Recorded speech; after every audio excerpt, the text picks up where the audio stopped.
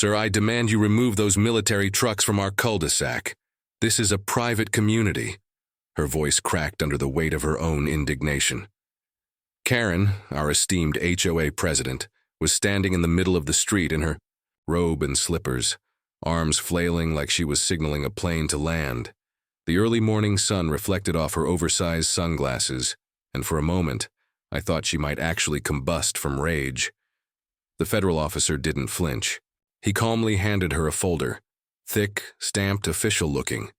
Behind him, 2 military vehicles rumbled slowly toward my backyard, where the excavation had already begun. Men in uniform moved with precision, documenting every detail, taking photos, scanning the soil.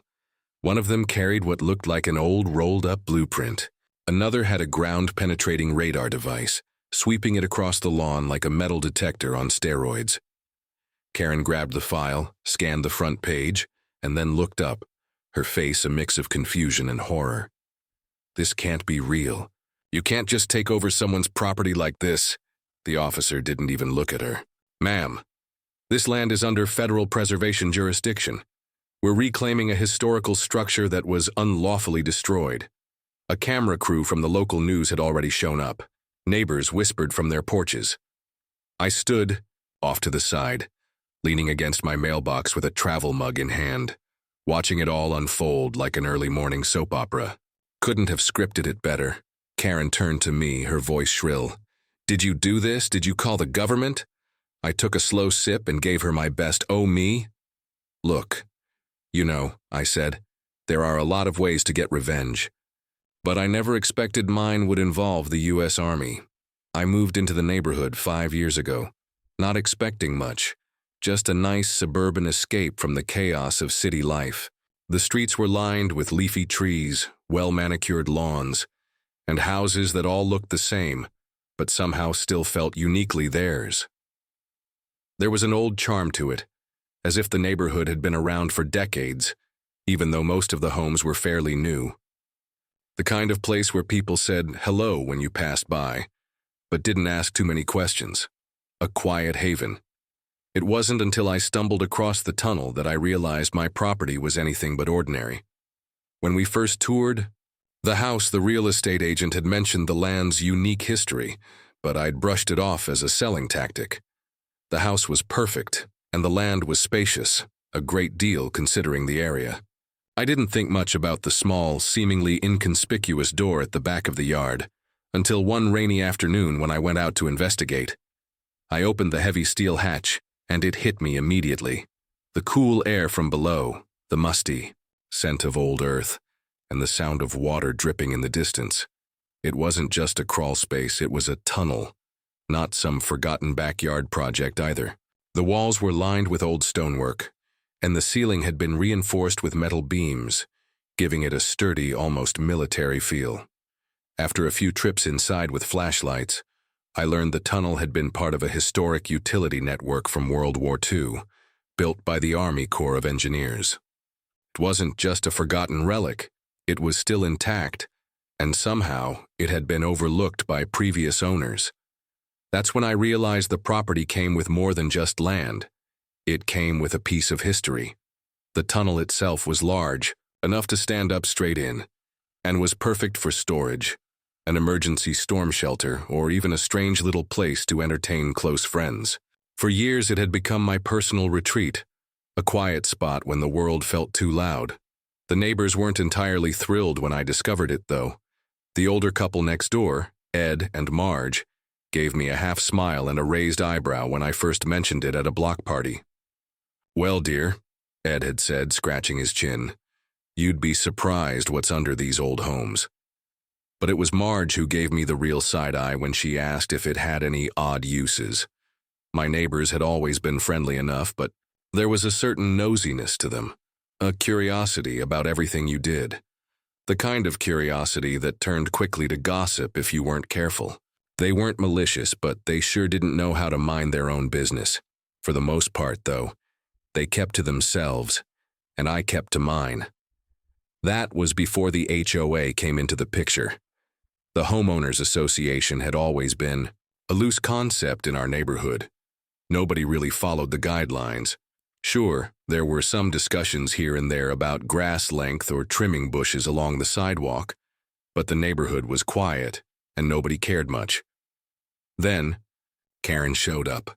She was the new face of the HOA, a woman who seemed to have been waiting for this role her entire life. Karen was that one person who just couldn't stand not being in control. It wasn't enough to simply live in a peaceful, comfortable neighborhood. She needed to manage it. The day she became HOA president, the atmosphere changed. Suddenly, there were rules everywhere. No more parking in front of your house overnight. No more oversized lawn ornaments. No more hanging laundry on the line. On Sundays, it was as if the HOA had decided that my whole existence was too free-spirited for their taste. But what really made the tension rise was when Karen discovered my tunnel. I knew she'd been watching me, snooping around my property during one of her routine HOA checks. She loved poking her nose into people's business, always ready to pounce on any minor infraction, no matter how ridiculous. I wasn't surprised when she started leaving notes about the tunnel, subtly suggesting that it might be an eyesore or unsafe. It wasn't just the tunnel itself she was worried about. It was what she didn't know about it. Karen hated being out of the loop, and the tunnel, this relic from another time, was the perfect mystery for her to latch onto. To Karen, it wasn't about its historical significance. It wasn't about the fact that it could come in handy during a natural disaster. No, it was about control. And if she didn't have control over every square inch of the neighborhood, she'd find a way to take it. Little did she know, though, that what she was about to stir up was bigger than either of us could have imagined. It started small, like a low hum in the background, barely noticeable at first. At first, Karen and the HOA's attention was on the little things. They started leaving notes about my lawn, too long, too unruly. My garden lights apparently weren't tastefully arranged enough for her liking. The mailbox, she said, was out of compliance with the HOA's preferred aesthetic. I rolled my eyes at these little complaints. They were all minor inconveniences that I could easily address, and I did. After all, I didn't mind trimming the lawn a little more often or shifting a couple of lights around if it kept the peace. But then one afternoon, everything changed. It was a Saturday, the usual weekend for HOA inspections. Karen had recently announced that they'd be using drones to make the process more efficient. I had a feeling she'd been watching me for weeks, cataloging everything that might be even slightly out of line. The moment I saw the drone hovering near my backyard, I knew something was up. I figured it was just the typical, we're watching everything power trip, so I went about my day.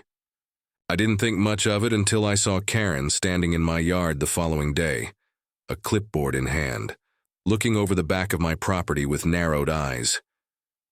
"I need to speak with you about something," she said, her voice dripping with that patronizing sweetness she always put on when she was about to drop a complaint. I walked up to her, genuinely curious. "Sure, what's going on?" She looked at the spot where the tunnel entrance was hidden beneath some ivy. "What exactly is this? It's odd. It's not on the original plans for the property."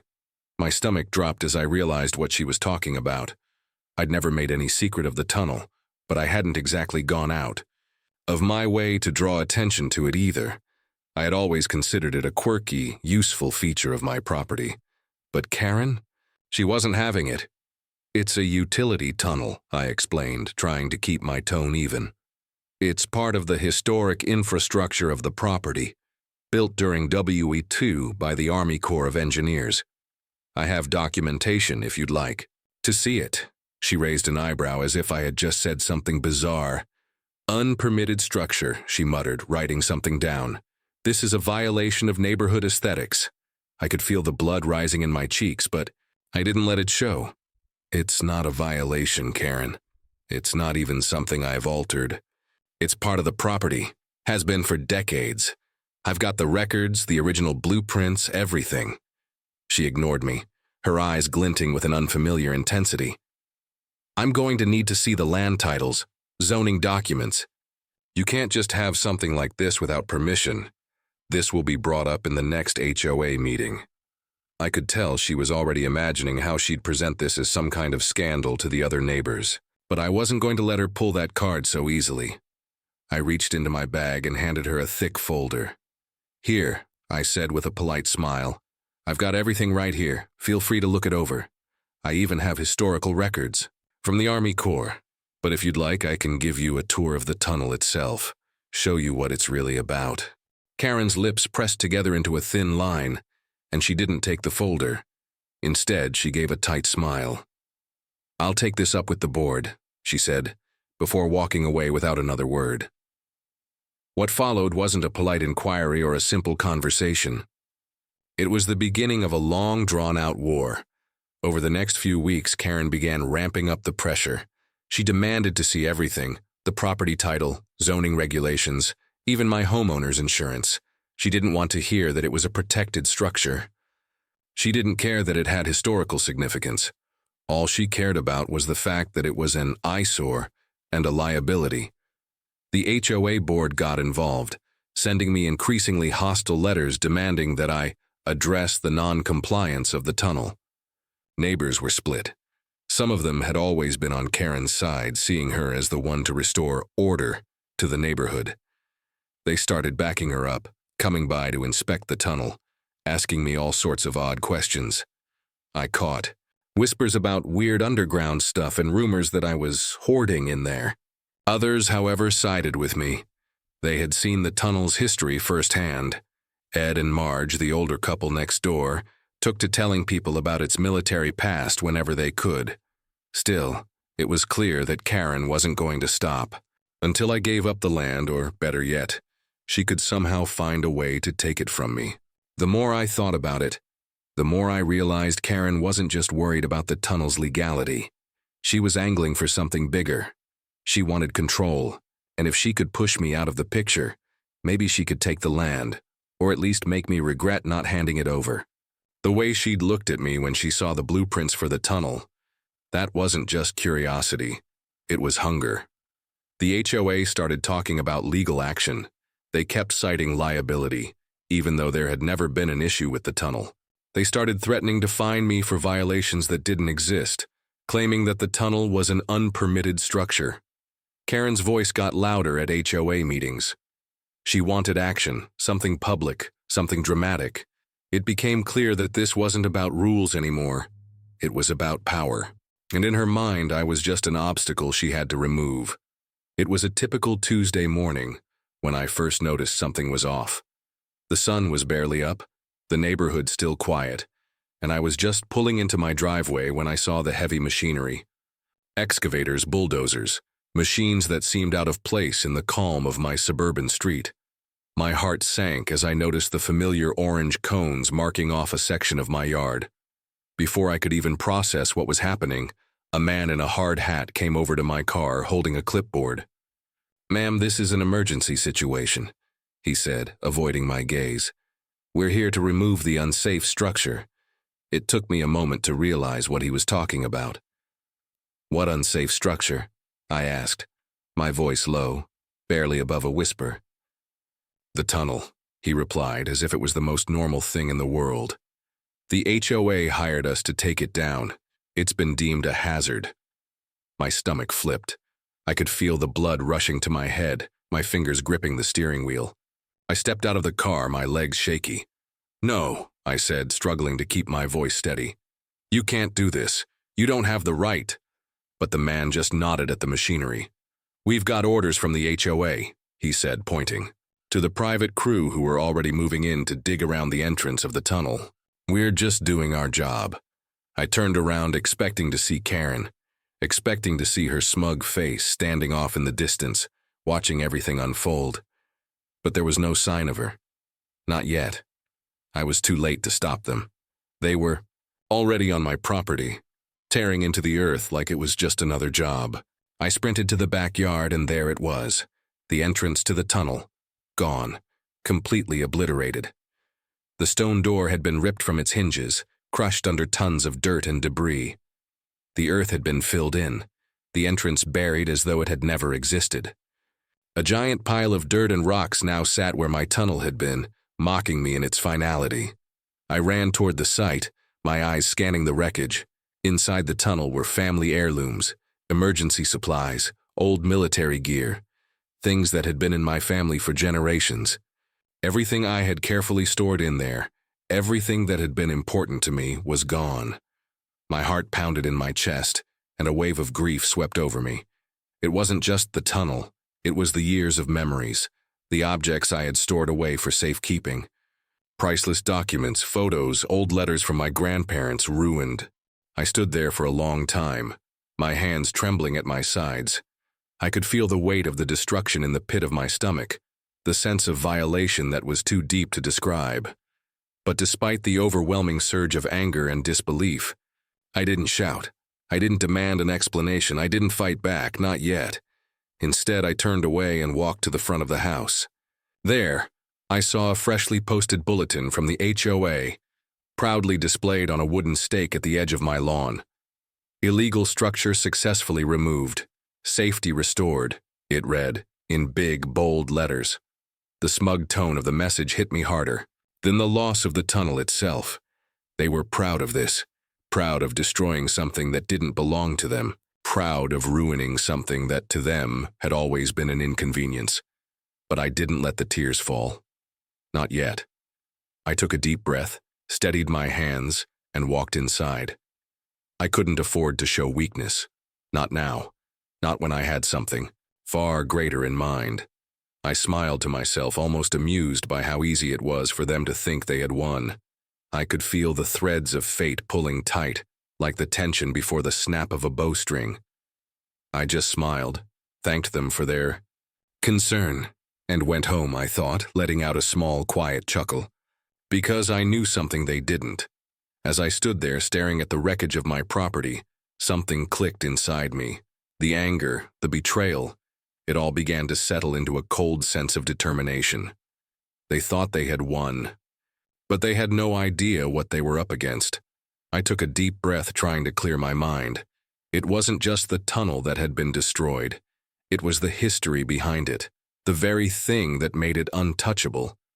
And they had no idea about the history they had so thoughtlessly erased. I walked back into my house, the sound of my footsteps strangely muffled in the silence that followed. In the back of my mind, I replayed the details of the day I'd bought the land. It had been a great deal, a charming house with room to grow, surrounded by quiet, neat streets. What had seemed like a quirky addition, a hidden tunnel in the yard, had been the last thing I thought about when signing the paperwork. But I'd learned a lot over the years. The tunnel had been part of an emergency logistics network built by the Army Corps of Engineers during WAND, a hidden infrastructure designed to transport supplies safely and securely beneath enemy radar. When I first discovered it, I had no idea just how significant it was. It wasn't just a relic, it was a vital piece of history. And when I bought the property, the title included it. Not just the house, not just the yard, but the tunnel. What most people didn't realize, including Karen and the HOA, was that the tunnel was federally registered. It was part of a legacy land use easement, a preservation agreement that had been in place for decades. The tunnel wasn't just some unimportant hole in the ground. It had been recognized under federal and state preservation law as protected infrastructure. The Army Corps of Engineers had filed paperwork years ago to ensure that it remained untouched, preserved for future generations.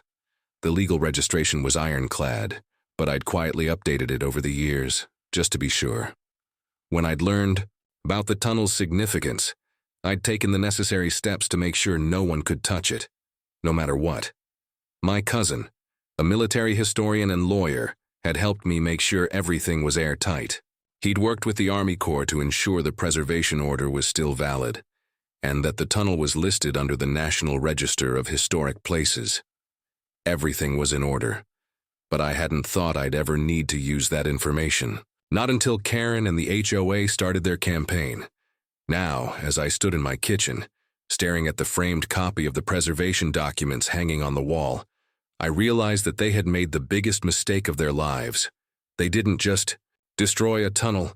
They had destroyed a federally protected structure. And I had the paperwork to prove it. This was no longer a petty neighborhood dispute. It was something far more serious. And the power I held now wasn't just about winning some petty HOA battle. It was about reminding them just how wrong they had been. The game was just getting started. I took a moment to let the weight of the situation settle before acting. But when I did, I moved quickly. I picked up the phone, dialing my cousin's number. He was both a military historian and a lawyer, a perfect combination for a situation like this. I'd kept him in the loop over the years about the tunnel and its historical significance. He knew exactly what it meant and exactly what steps we needed to take. "Hello?" he answered, his voice steady. "As always. It's happening," I said, trying to keep the tension out of my voice. "They've destroyed the tunnel." There was a long silence on the other end. "What do you need from me?" he asked, his tone turning serious. "I need you to help me take action. We're going to make sure they understand the weight of what they've done. Over the next few hours, we gathered everything we needed." My cousin quickly contacted the U.S. Army Corps of Engineers, making it clear that the tunnel was a protected federal structure under their jurisdiction. He also reached out to the State Historic Preservation Office to ensure they were aware of the situation. We filed formal complaints with both agencies, including evidence that the tunnel had been destroyed without authorization. The most important step, however, came next. I contacted the Department of Justice. The destruction of a protected historical property wasn't just a local matter. It was a federal offense. I made sure to include everything: photos of the destroyed tunnel, before and after images from the drone surveillance Karen had initiated, and all the relevant documents proving the tunnel's protected status. By the time I was done, I had served the HOA with a cease and desist letter. This was just the beginning. The next day, they received a federal notice of violation. It wasn't just a legal threat. It was a direct confrontation with the power of the federal government. At first, the HOA tried to brush it off. "We're just a neighborhood board," they claimed in a hastily written response. They even tried to downplay their involvement, claiming they had no idea the tunnel was historically protected. It didn't matter. The wheels of justice had started turning, and they were moving far beyond the reach of Karen and her board. A few days later, the feds showed up. Investigators, federal agents, and surveyors swarmed the property, blueprints in hand. Drones hovered overhead, taking more photos and mapping out every inch of the area around where the tunnel had once been. The investigators walked the site carefully, snapping pictures of the destruction and inspecting the surrounding land.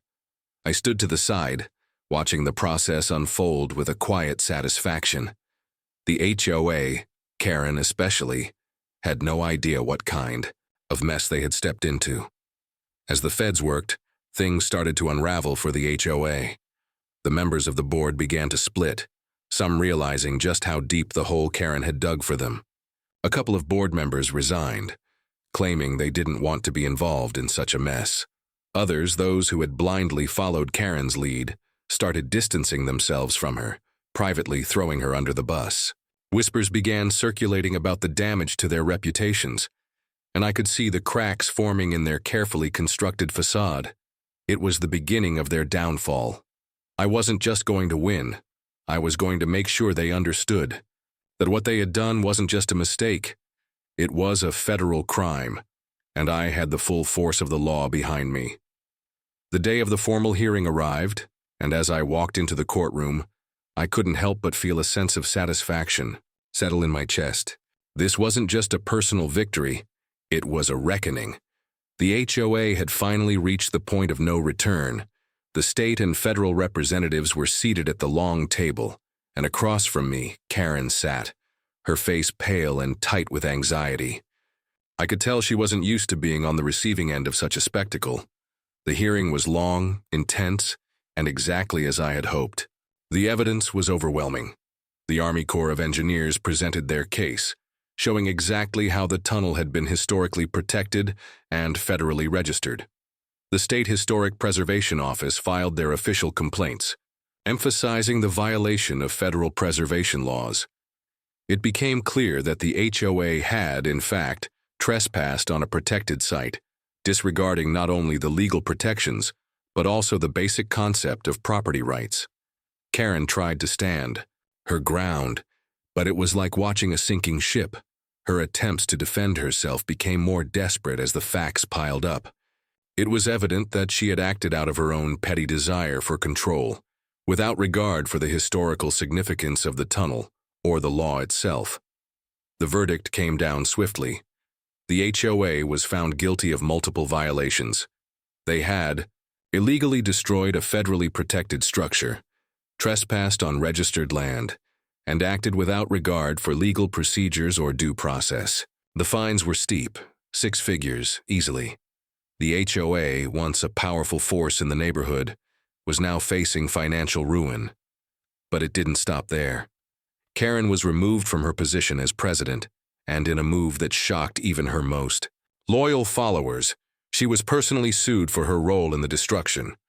The lawsuit demanded restitution for damages, emotional distress, and the destruction of property, a hefty sum to say the least. Perhaps the most satisfying part of the hearing was the ruling that the HOA would be responsible for the full reconstruction of the tunnel. They were ordered to restore it to its original historical specifications, no shortcuts allowed. The costs were astronomical, something that would set the HOA back for years, possibly decades. It was a humbling, painful blow to their pride and their wallets, but the real kicker was the ruling that the HOA would lose its legal power until new leadership can be appointed. This was the moment I had been waiting for. The board, now reduced to a chaotic mess, was stripped of its authority. Without their position, they had no power to dictate how the neighborhood was run. In the aftermath, I received an unexpected call from the remaining HOA members. They didn't ask me to back down or offer any form of compromise. Instead, they offered me the president's position, along with the responsibility of rebuilding the HOA's reputation. It was a unanimous decision. The members, some of whom had initially supported Karen, now saw me as the natural choice for leadership, someone who had stood firm, fought for what was right, and restored order. With no real opposition left, I was elected president in a landslide. My victory was swift, decisive, and incredibly satisfying. In that moment, I realized the true scope of what I had achieved, not just for myself, but for everyone in the neighborhood who had suffered under Karen's reign. And as for Karen, well, the fallout was swift. She moved out of the neighborhood in disgrace, a pariah to those who had once supported her. Her power had evaporated, and all that was left were the consequences of her arrogance. The day after the hearing, as I was walking through the neighborhood, I received a visit from a neighbor I hadn't spoken to much before. She approached me, shyly, holding something in her hands. I just wanted to say, "Thank you," she said, her voice sincere. "I was wrong about you. We all were. And, I made this for you." She handed me a warm apple pie, the kind of gesture that made everything feel right again. I smiled, accepting the pie. "Thanks," I said, feeling a warmth I hadn't expected. And as I walked home, I realized that the neighborhood had changed. The tunnel, once a point of ridicule and controversy, was now something of a symbol. People started taking pride in it, coming by to admire its historical significance. Funny how that works, I thought, smiling to myself. Suddenly, the tunnel was the pride of the block. The reconstruction of the tunnel was nothing short of spectacular. As the Army Corps of Engineers worked meticulously to restore it, they took every measure to ensure it was better than it had ever been before. The stonework was reinforced, the original design preserved, but with modern upgrades that made the whole structure even more resilient. When the project was completed, there was something I hadn't expected. A plaque, bolted firmly to the stone near the entrance. "Property of the United States Government, Historic Site," it read, marking the tunnel as not just a relic, but a federally protected historic landmark. My grin couldn't have been wider. With that plaque, the tunnel wasn't just part of my property. It was officially protected under the full weight of the law. No one, not even the HOA, could alter it or trespass on it again without facing serious consequences. It had become a piece of history that no one could touch. The HOA, in a final insult to injury, couldn't even change a mailbox without my vote. Their power was effectively gone. The board had been disbanded, and now, under the new leadership I'd appointed, every decision had to pass through me. They were left in a constant state of helplessness, their influence whittled down to nothing. As for Karen, well, she wasn't done yet. She tried to sue me for emotional damage, claiming that the loss of the tunnel had caused her undue stress. The lawsuit was laughable at best, and when it was presented in court, it was dismissed almost immediately. The judge barely even looked up from his desk before throwing it out. With that, Karen's final attempt to claw back some control fell apart. Her reputation was in tatters, her hopes of retribution crushed. She couldn't even get the courts to take her seriously. And as I reflected on how things had turned out, I couldn't help but smirk. You know, there are a lot of ways to get revenge, I thought. But when someone tears down your tunnel, you don't dig into their past, you let the army do it for you. For